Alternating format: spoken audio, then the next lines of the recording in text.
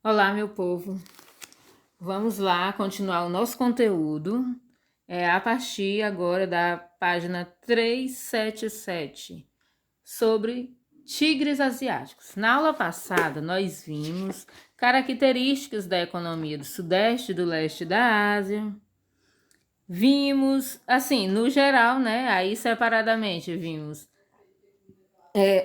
Japão, vimos China, né? E espero que vocês tenham lido o texto.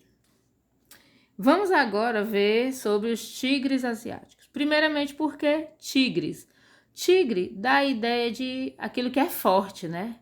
Então, o texto aqui diz que esses países, eles tiveram grande destaque na questão econômica, né?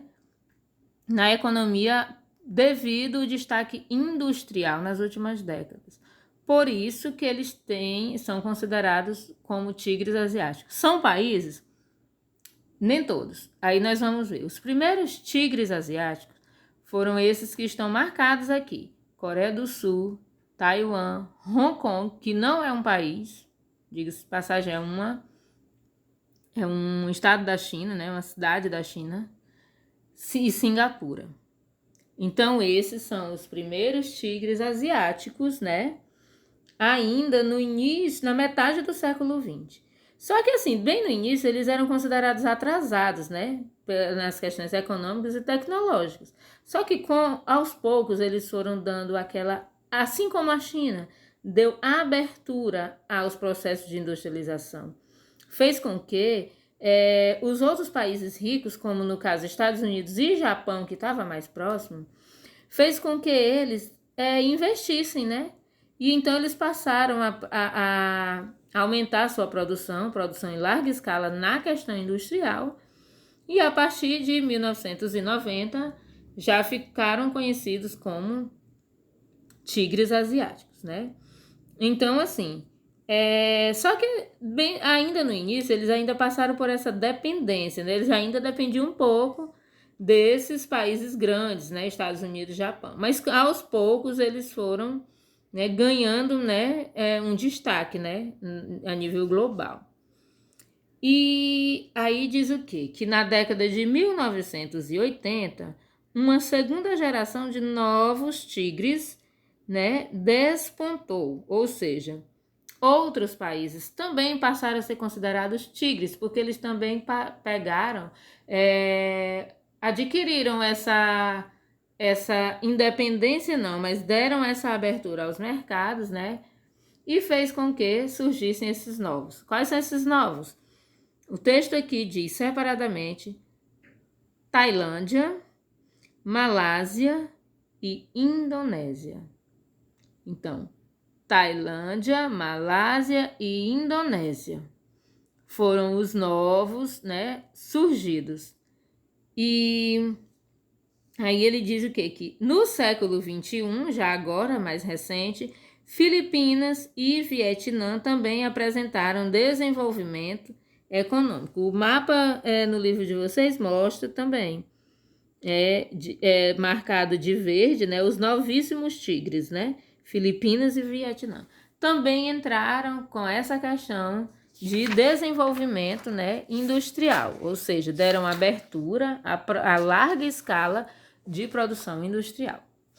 Nós vamos pular essa parte que tem questão ambiental da China, nós não vamos falar dela agora.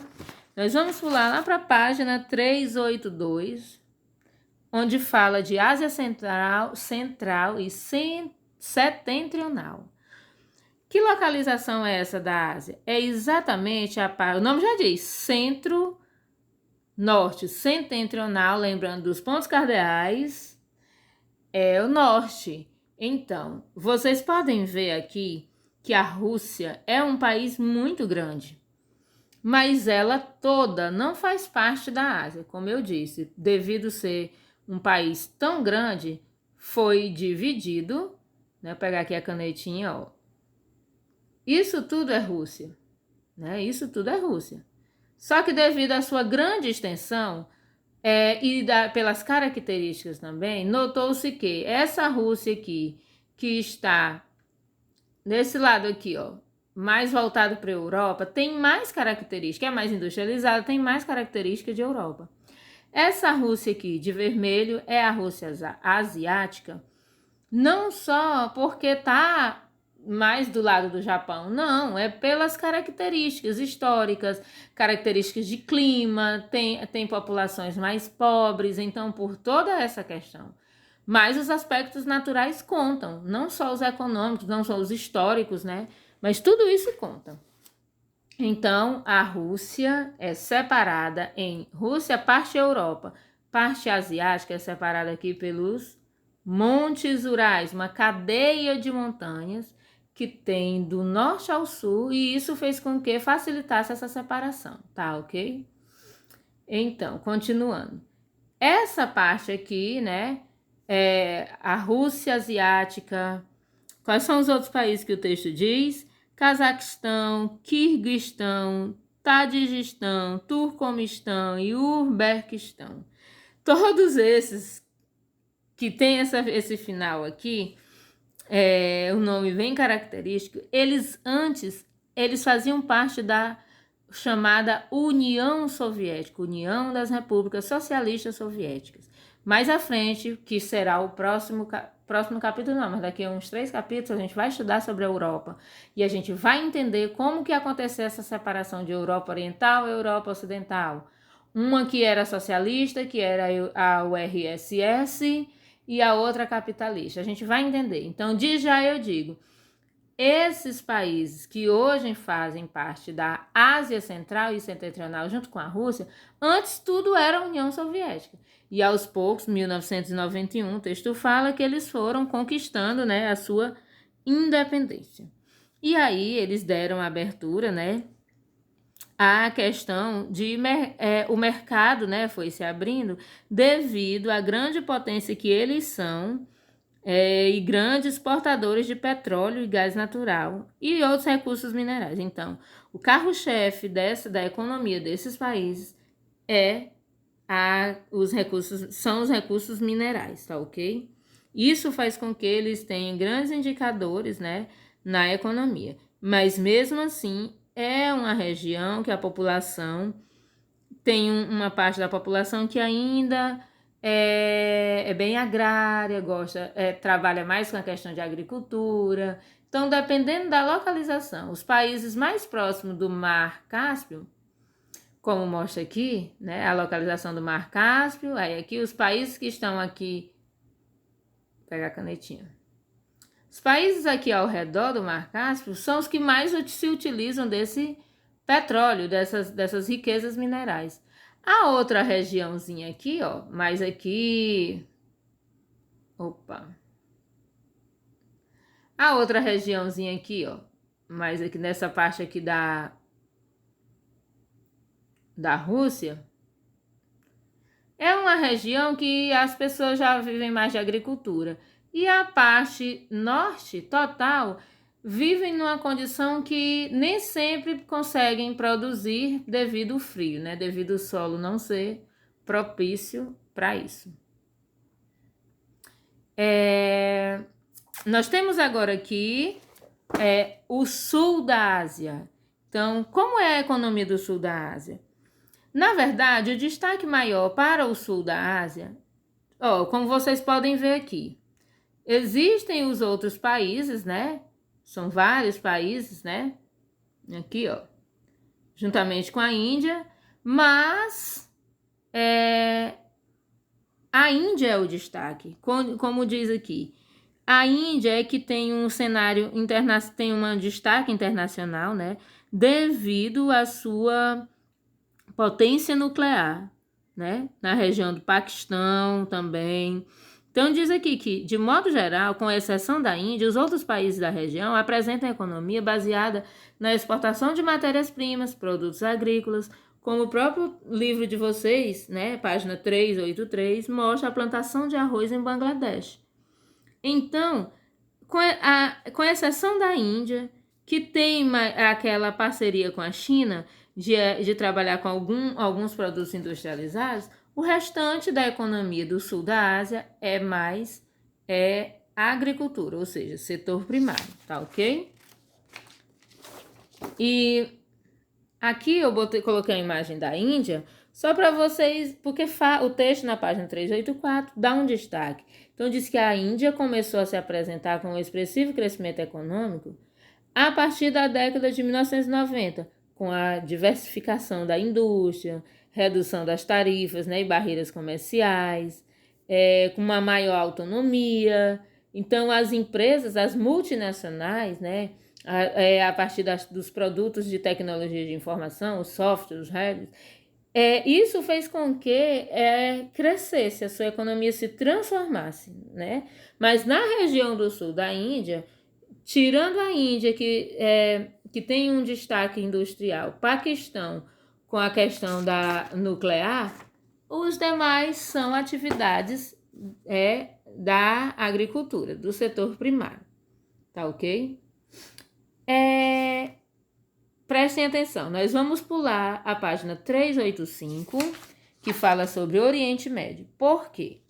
Porque o capítulo 4, deixa eu ver se é capítulo 4, o capítulo 5 desse livro trata somente sobre o Oriente Médio. Então, o Oriente Médio está aqui destacando, faz parte da Ásia, mas nós não vamos trabalhar ele agora, porque ele vai ser trabalhado no capítulo 5 separadamente.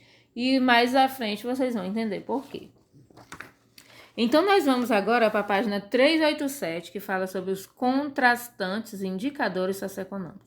Então, como em todo lugar, a gente pode ver que, mesmo um continente tão grande, ele não ia ter tudo igual. As características socioeconômicas, elas são distintas mesmo. Em alguns lugares tem um elevado padrão de vida e em outros, pessoas ainda vivendo abaixo da linha da pobreza.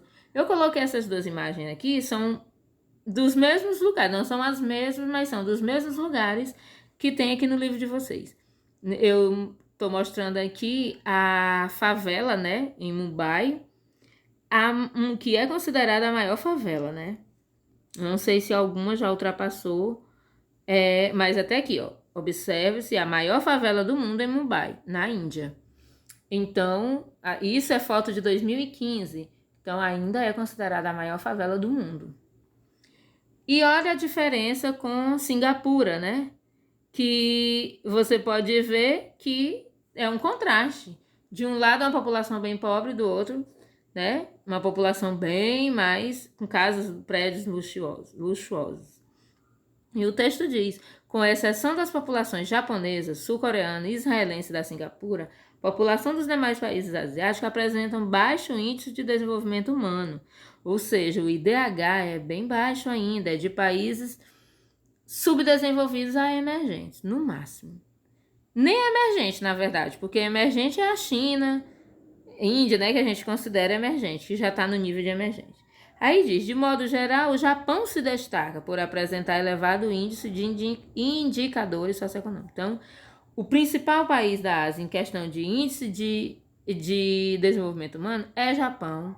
Aí tem a Rússia, a China, a Índia e Israel e os tigres asiáticos. Mas os demais estão nessa situação de países desenvolvidos.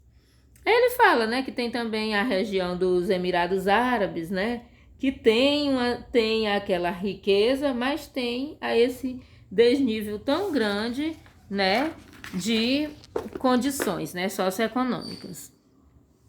E aqui eu trouxe a atividade, né, para vocês, atividade fácil, simplesmente só seguindo a sequência do que foi dado aqui na videoaula.